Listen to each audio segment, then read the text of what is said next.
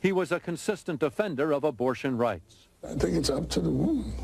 But more than anything else, Marshall will be remembered as a passionate defender of civil rights, a fierce opponent of racial injustice for nearly a quarter of a century on the court. And before, it was lawyer Thurgood Marshall who represented black school children in Brown versus Board of Education, the 1954 Supreme Court decision desegregating the nation's public schools. It was Thurgood Marshall who went personally to Little Rock to see that that ruling was enforced. Is that we want those children to have a constitutional education, which the Supreme Court said must be on a desegregated basis. Do you think this country is making progress on race relations, or do you think we've come to some sort of standstill? Standstill. Why? A lack of leadership. With Marshall's leadership now gone, conservatives are sure to have a lock on the Supreme Court. Those whose causes the justice had championed for so long are already lamenting his departure and the opportunities it will provide the White House to alter the course of the law. Tim O'Brien, ABC News at the Supreme Court. A short while ago, we discussed Justice Marshall's departure with one of the country's prominent Supreme Court observers, Professor Dick Howard of the University of Virginia. Professor Howard, in the life of the court, how significant is this resignation? Even before Thurgood Marshall stepped down, the liberals on the court were a dwindling band. What Thurgood Marshall's departure means is that the conservative ranks will be even more in control than they've begun already. I think the court that sits next October is going to be a court that will see a kind of conservative activism at play. The conservatives are likely to lay down an agenda which will carry us not only for the next few years, but probably well into the next century. Justice Marshall once said he intended to serve for life. Do you think he perhaps believed his liberal vote no longer made a difference? Well, I think the conservatives have now reached the point where they're not simply 5-4, but the 6-3 and 7-2 opinions may well have persuaded Thurgood Marshall that there was no point in simply hanging on to be part of a dissenting remnant. In terms of the conservative dominance in the court, help us with what you think it'll mean to abortion. Well, I think the Roe v. Wade 1973 precedent is bound to be severely tested in the next year or two. Until now, there simply has not been a clear majority on the court to throw out Roe v. Wade. One or two justices, O'Connor in particular, have been very cautious about a frontal assault on Roe. It may well be that in the next term or two we'll either see Roe discarded entirely or at least severely undermined. Thank you, sir. Professor Howard, he also told us he thought that President Bush would be under pressure to appoint a justice who was conservative, non-controversial, and a black Republican. One man's opinion. Today, the White House was talking only in generalities. Here's ABC's Britt Hume. The president first heard about Marshall's resignation not from the justice's letter, but from a news report passed on to him by Press Secretary Fitzwater as the president was about to leave for a trip to Capitol Hill. Mr. Bush had not known it was coming, and though he met later in the Oval Office with some of the very staff members and GOP senators who would advise him on a Marshall successor, sources said later the subject came up only in passing. Outside, the president had some kind words for the retiring justice. In the personal relationship, we feel sad about this, but he served his country well. Asked what kind of nominee he wanted, the president described someone no one could oppose. Somebody that believes in the Constitution of the United States, as all 9 of those judges do that are on the court now, and somebody with experience, obviously, and somebody to be able to serve a while. After the president made David Souter his first court nominee, the White House let it be known that federal appellate judge Edith Jones of Texas had been his second choice and would be first next time. Sources here now, though, say that's not necessarily so, which doesn't mean the conservative Jones won't be named, only that the White House wants to appear to give careful thought to Marshall's successor. Peter? Britt, to remind our audience, Justice Marshall was the only black to ever serve on the Supreme Court. Is the president expecting pressure to appoint another black American?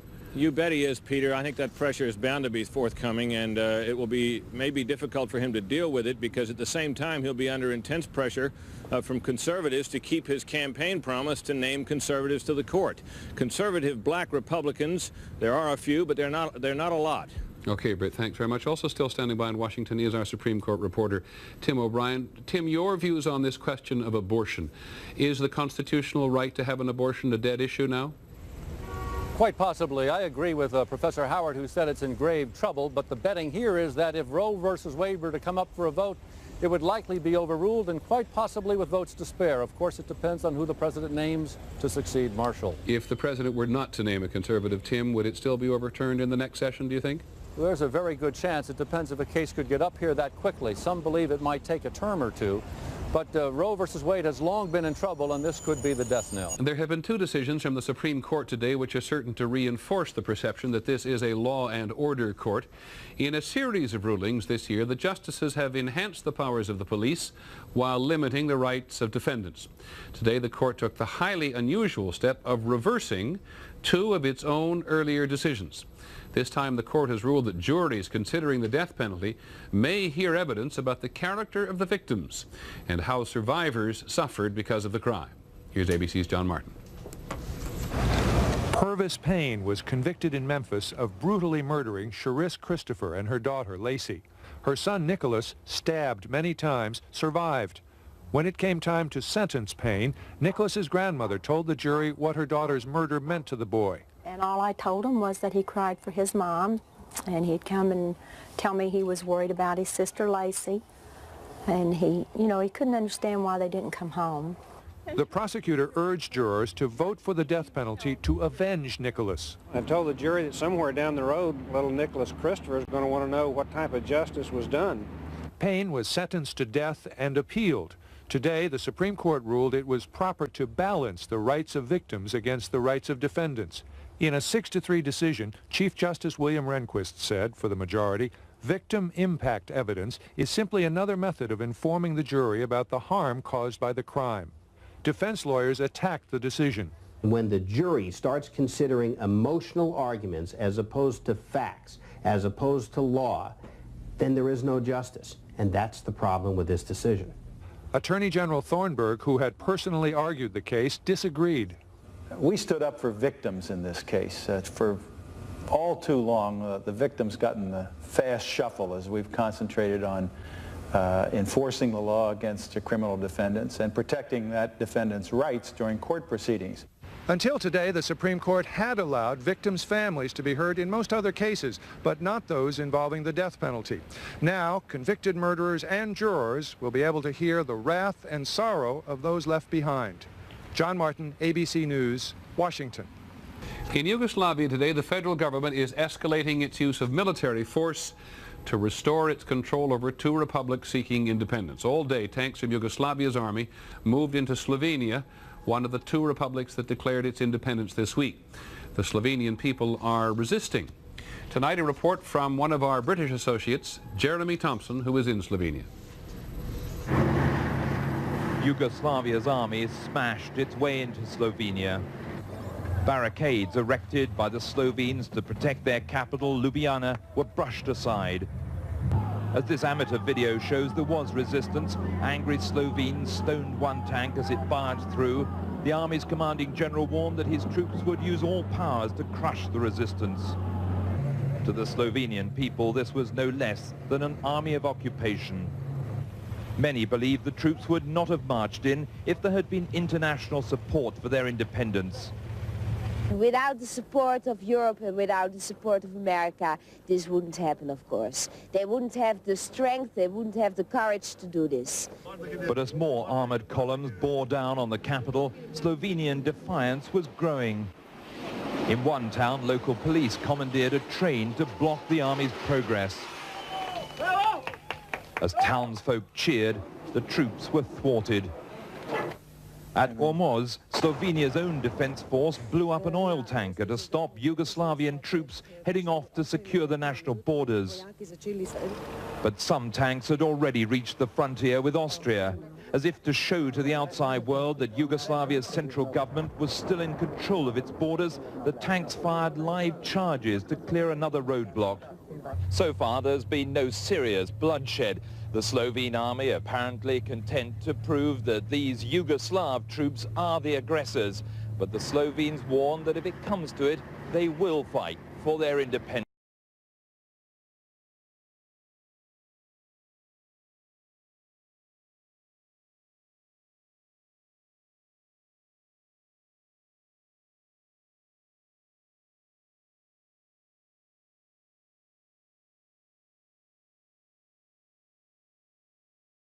if it wants international economic sanctions removed.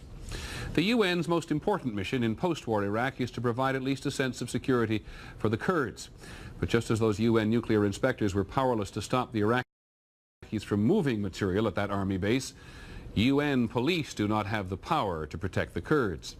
ABC's Sheila McVicker is in the Kurdish town of Zakho. A month ago, these United Nations guards protected diplomats and dignitaries at UN headquarters in New York. Now Gamal Ibrahim and Michael Liljestrand are part of a 15-man team responsible for patrolling the entire Dohuk area.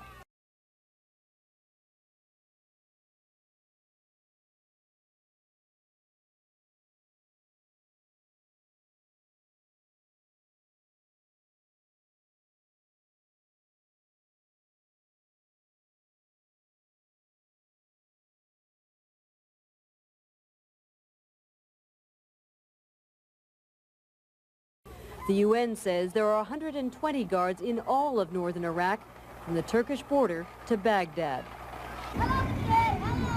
The guards seem to be enormously popular, in part because they are a visible symbol of international concern.